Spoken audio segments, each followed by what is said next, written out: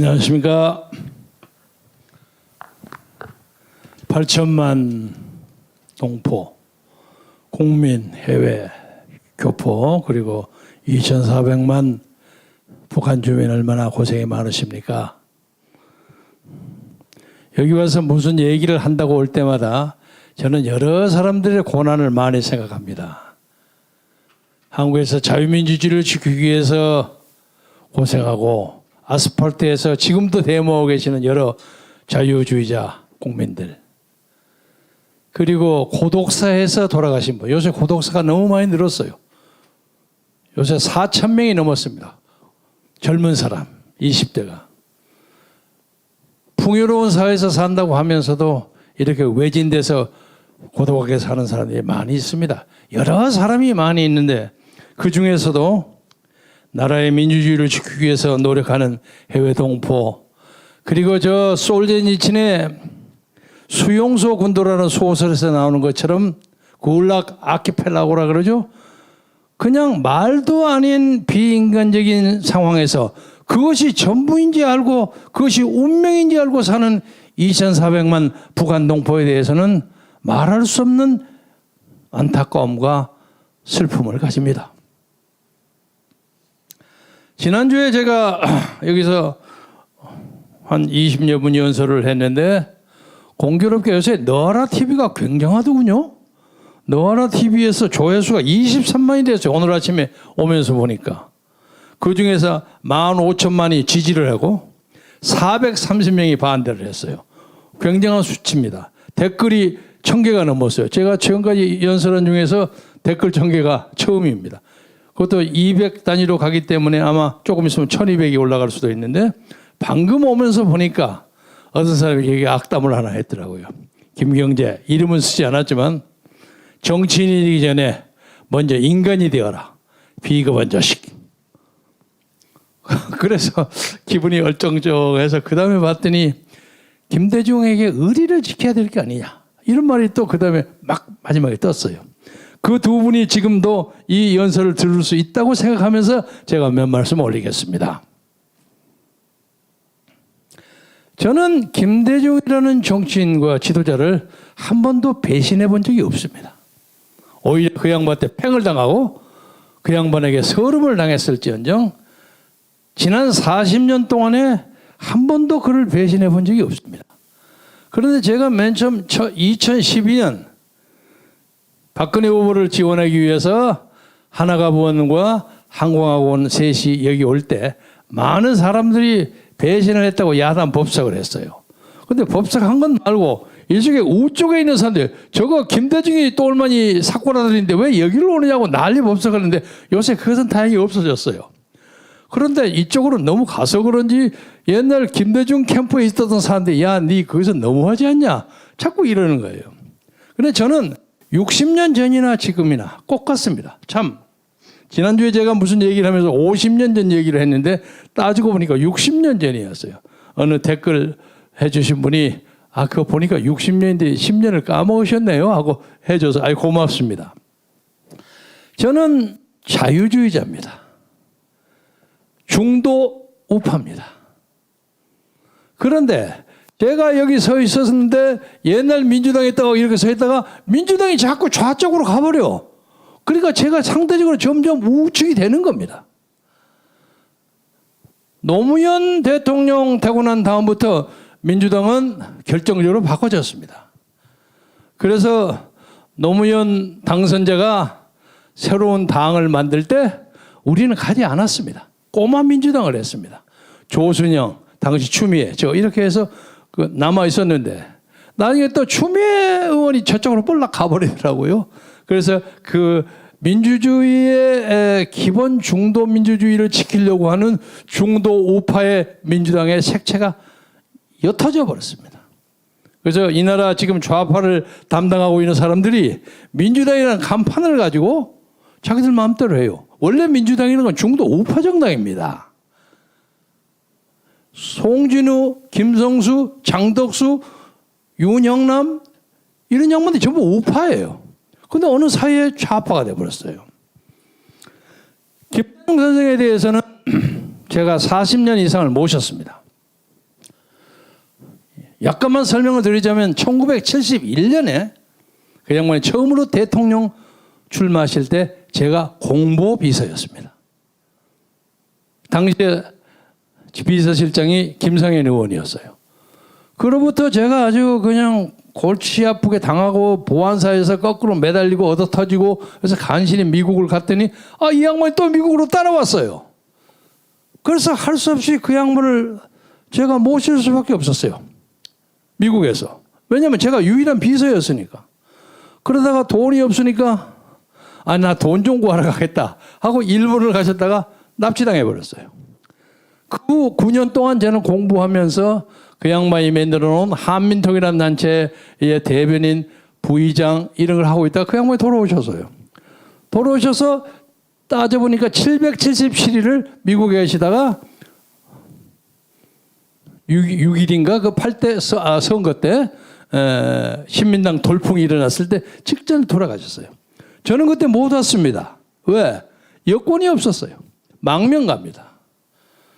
그래서 그 고난을 겪고 늦게 87년 말에 16년 만에 한국을 돌아왔습니다. 돌아왔는데 여기 와서 보니까 저보다 후배들도 벌써 국회의원 한두 번 다 하고 저는 한참 밀려 있어요. 돈도 없어. 형편 없어요. 그래서 천대를 많이 받았어요. 그러나 꾸준히 김대중을 위해서 노력했습니다. 그 사이에서 배신도 많이 당하고 슬픔도 많이 당했습니다. 그러나 그 후에 그래도 김대중 대통령이 당시에 저를 북한에 보냈습니다. 남북 정상회담을 하겠는데 가서 네 현장 좀 보고 와라. 그래서 갔더니 그때는 정식 외교 상태가 열리지 않았기 때문에 밀사였습니다. 김대중의 밀사가 남한에서 왔는데 얼마나 잘했겠습니까? 기가 막혀. 아주 기가 막힐 정도. 제가 수영원 두 사람 데리고 왔는데 그리고 뭐 인민 가수라는 사람이 제가 밥 먹으면 여기서 라이브로 노래를 부르고 오를 정도예요. 그래서 내가 이것을 실수하면 나는 죽는다 하면서 내 보좌관 후 수용원들이 니도 잘못 니 죽어 하루에 몇 번씩 제가 압력을 넣고 했는데 나중에 보니까 그중 하나는 요새 그쪽하고 관계를 하고 사는 것 같아요. 저한테 연락도 안 합니다. 아무튼 제가 갔다 돌아와서 청와대에 계시는 김대중 대통령한테 보고를 하러 갔어요. 그래서 뭐 이런저런 얘기를 한참 하다가 원래 이제 보고 수준이 그렇습니다. 여러분들 잘 아시겠지만 처음에는 확 올리거든요. 선생님 보안에 갔더니 굉장히 인기가 좋으시대요. 그러던가? 수준이 말이죠. 거의 김구 선생 영역에도. 내가 그 김구까지 되겠어? 근데 진짜 그러던가? 제가 선생님 내가 대접을 무지하게 받았습니다. 좋은 얘기로 기분이 좋아서 그래 자네 한 거 전부 얘기를 다 해봐서 그래서 얘기를 쭉 하고 난 다음에 이 양반들이 가는 곳마다 돈을 내라는 꼴 붙여. 그런데 이게 여기가 핵심이 있는 것 같은데 돈을 크게 내면 잘못하면 큰일 날 것 같습니다. 잘못하면 부메랑으로 돌아올 것 같으니까 햇볕 정책을 하시되 찔끔찔끔한 눈치를 봐가면서 해야지 갑자기 돈 많이 줬다가 그거 가지고 인공위성이나 핵무기 만들어가지고 나 그 비난을 당할 가능성이 있으니까 이건 조심하셔야 합니다. 그러면 그 사람들이 정상회담 안 하려고 그런다는데 돈을 안 주면 그래서 사람들이 선생님이 노벨 평화상 받기 위해서 정상회담을 서둔다고 그런 얘기가 있습니까? 이 사람아 무슨 말을 그렇게 제가 아니라 다른 사람들이 그렇게 얘기합니다. 그래서 제가 끝끝내 그걸 양보 안 했습니다. 김대중 대통령하고 저하고 했던 면담록이 하면 대통령 기록관에 있을 겁니다. 단둘이 간 게. 그래서 한 1시간여 그러고 있다가 1시간이 넘었죠. 그러다가 양보를 안 하니까 그러면 자네는 국회에 가서 의정활동 와서 제가 아마 그때는 모르겠습니다만 그때 통일부 장관이 임동원 씨가 했는데 아마 그 다음에 그 자리를 나한테 물려주려고 했는지도 모르겠어요. 하면서 임동원 선배가 여러 가지 나한테 수발을 해주시고 그랬는데 그러면 자네 국회 가서 일어서. 알았습니다. 그리고 관계가 끊어졌습니다. 끊어지고 난 다음에 그 다음에 제가 선거에서 거의 공천이 떨어질 만큼 아주 굉장한 어려움을 겪었습니다. 그리고 그 후로는 DJ를 잘 만나기 어려웠습니다. 연세대학 병원에 입원했을 때도 가면 박지원이가 길을 딱 막습니다. 못 들어가게. 그래서 마지막 한 1년 가까이는 그 양반을 못 뵀습니다. 돌아가시고 난 다음에 가서 조문을 하려고 하니까 그 주사파들 패거리들이 왜 여기 왔냐고 막아요. 그래서 저걸 못하고 제 후배 동생들 몇 사람 거느리고 저 목포 하이도로 배 타고 왔습니다.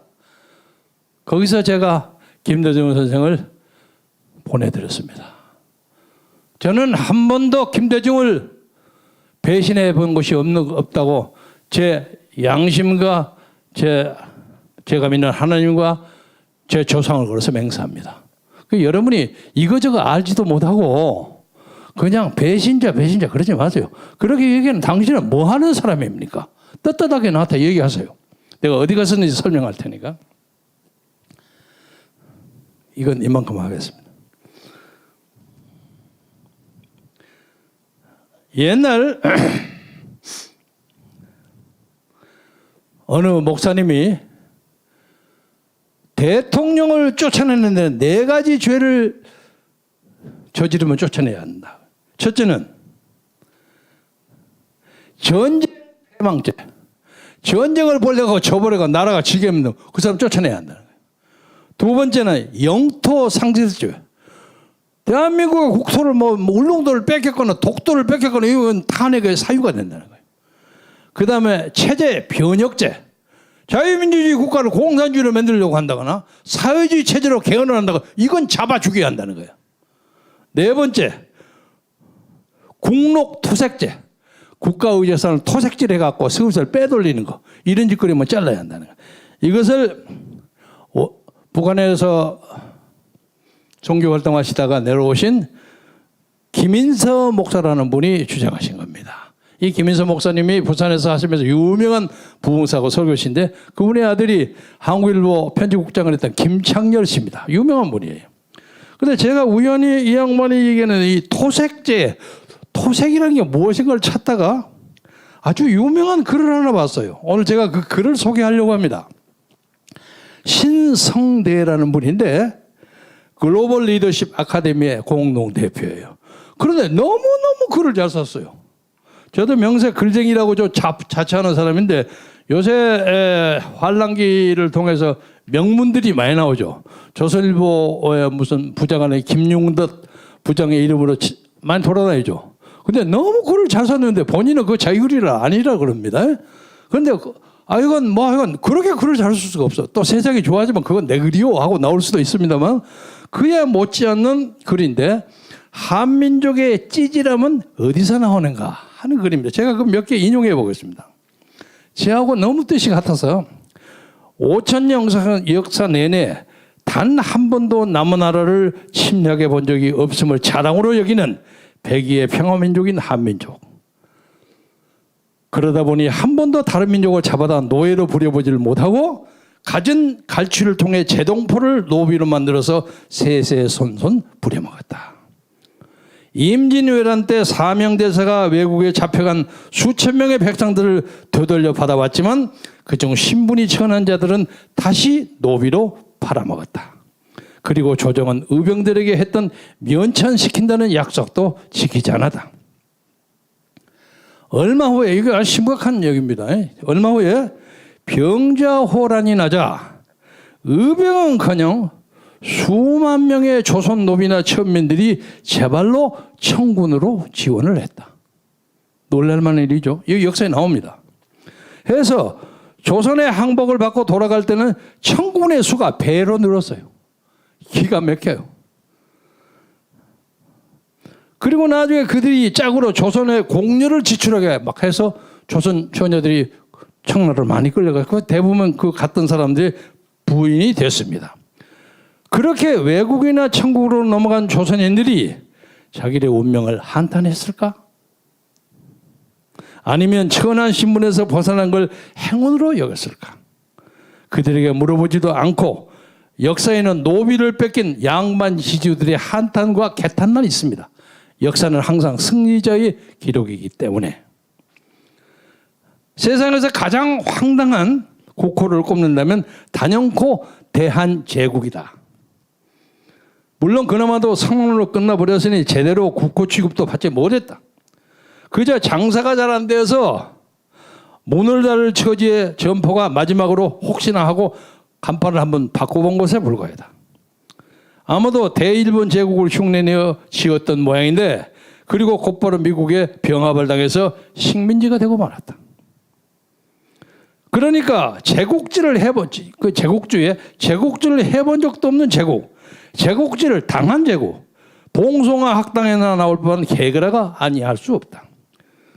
그 중국으로 망명한 조선인들이 모여서 이제 제가 말씀드리려고 하는 본론이 나옵니다.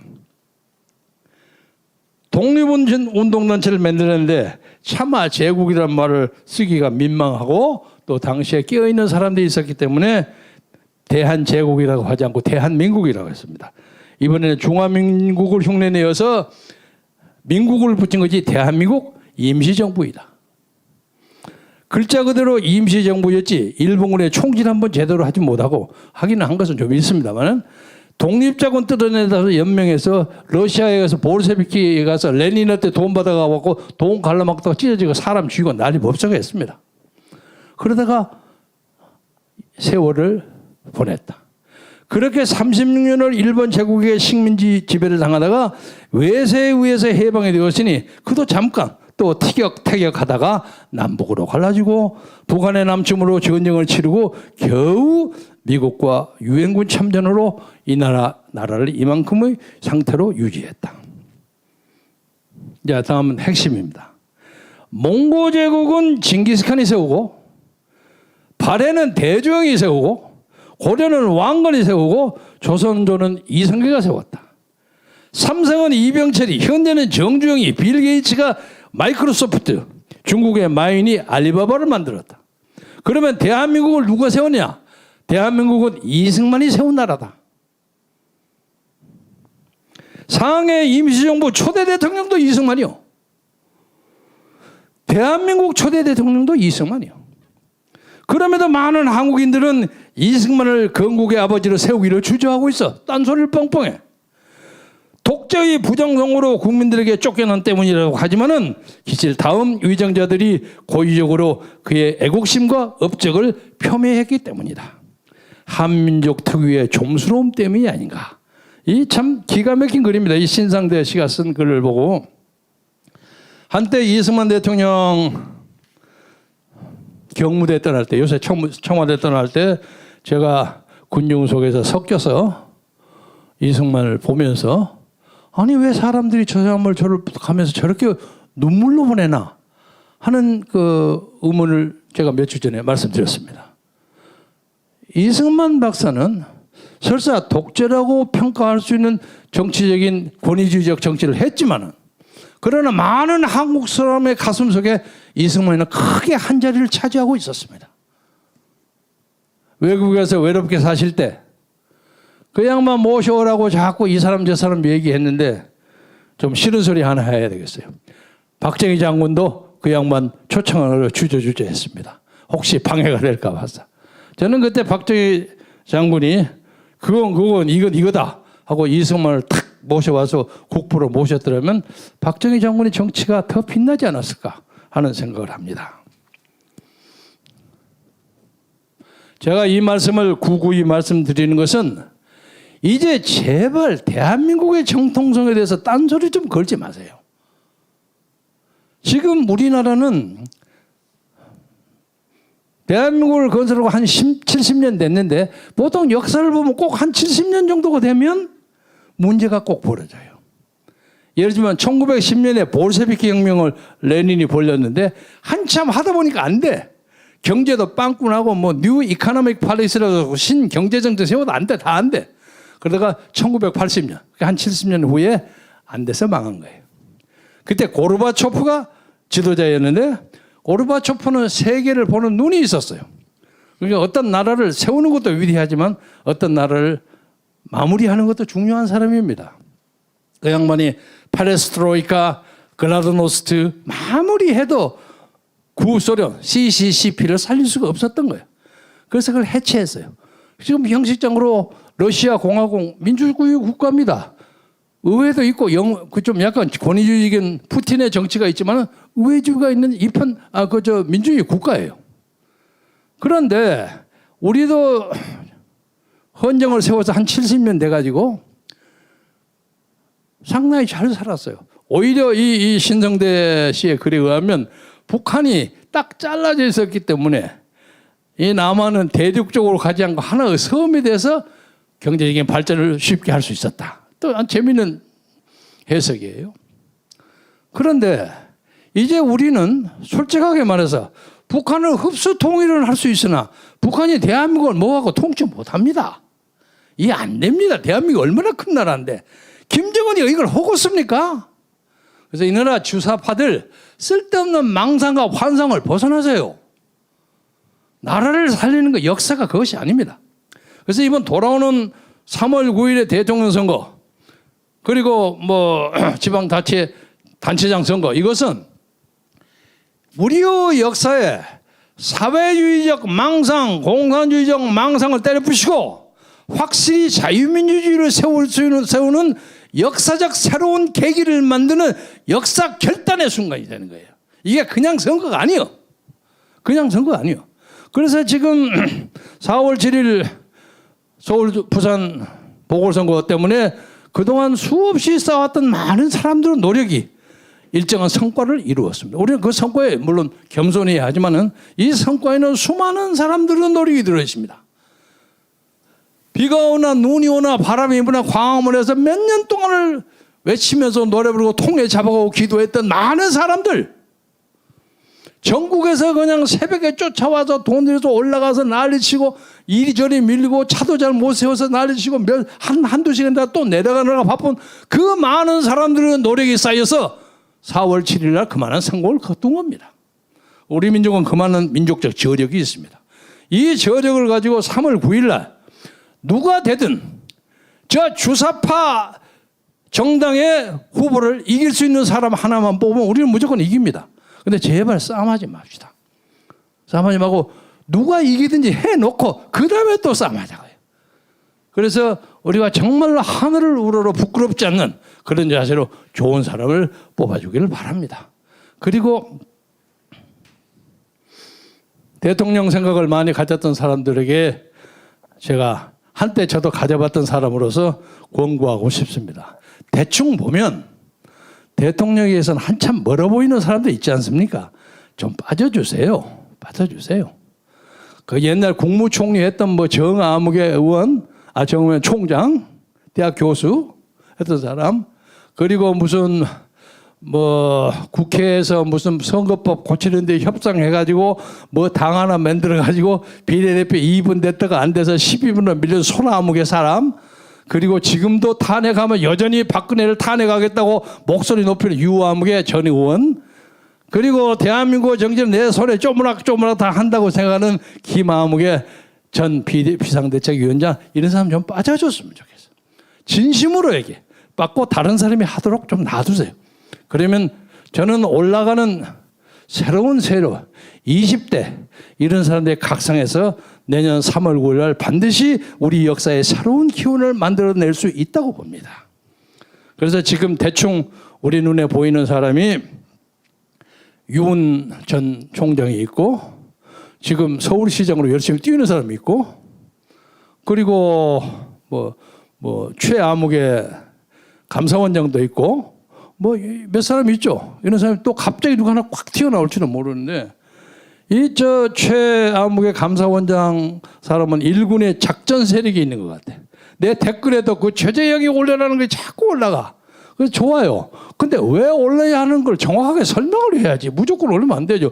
그렇게 무조건 올리면 옛날 허경명이 올리는 식이 돼버려요. 작정 일부러 그냥 계속 올리는 사람처럼 되기 때문에 그런 사람들이 나와서 아주 광범하게 토론하고 떳떳하게 경선하고 해서 모든 국민의 축복과 환호 속에서 내년 3월 9일을 끌어가는 그런 날이 되기를 진심으로 바람하지 않습니다.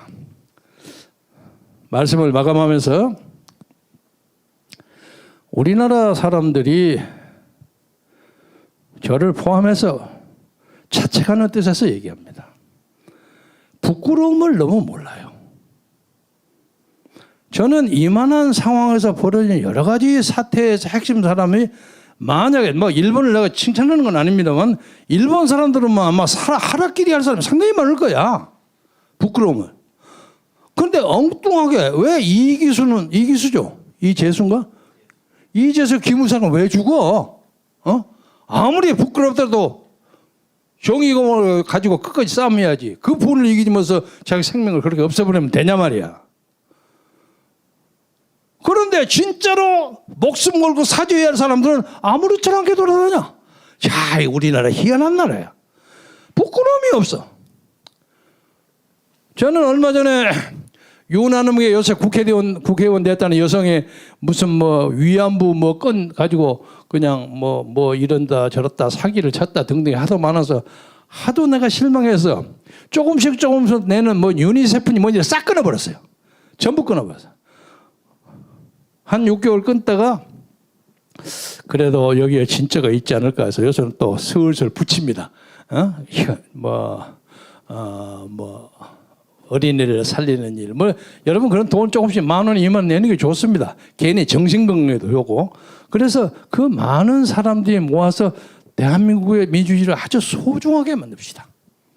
대한민국 민주주의가 장난치는 정상배나 양아치나 수준의 정치인들에 의해서 좌지우지 돼서는 안 됩니다.